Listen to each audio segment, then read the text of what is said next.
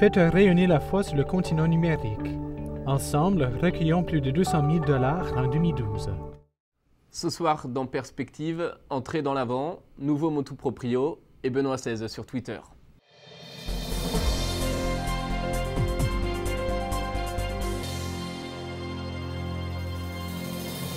Bonsoir et bienvenue à tous dans ce temps de l'Avent, cette période durant laquelle nous nous préparons intérieurement à célébrer Noël, où l'Église vit dans la mémoire de son Seigneur et dans l'attente de son retour. Ce sont les mots de Benoît XVI ce dimanche après la prière de l'Angélus.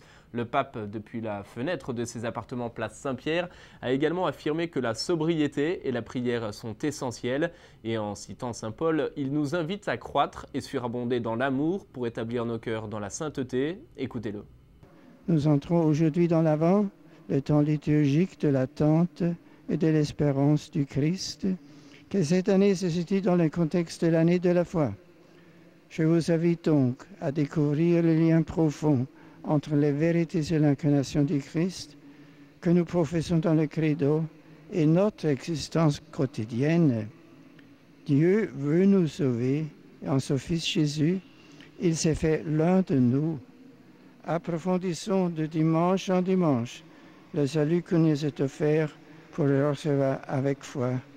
Notre vie en sera transformée. Bon Avent à tous.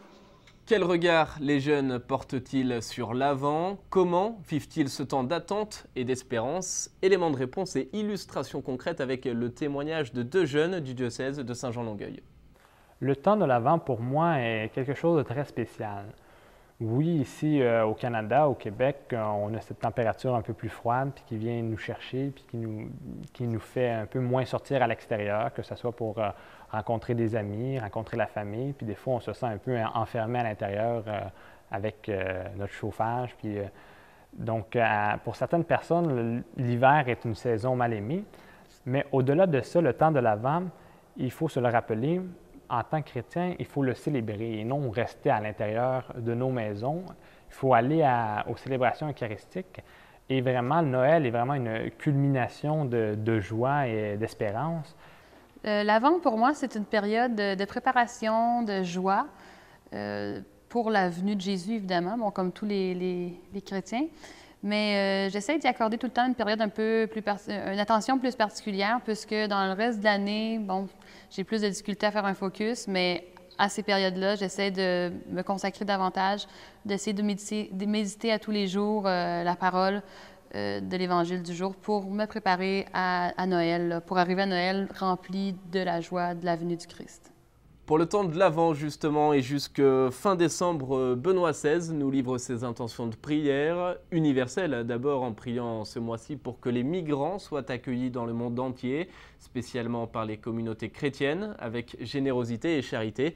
Et dans son intention missionnaire, Benoît XVI nous demande de prier pour que le Christ se révèle à l'humanité avec la lumière de Bethléem qui se reflète sur le visage de son Église.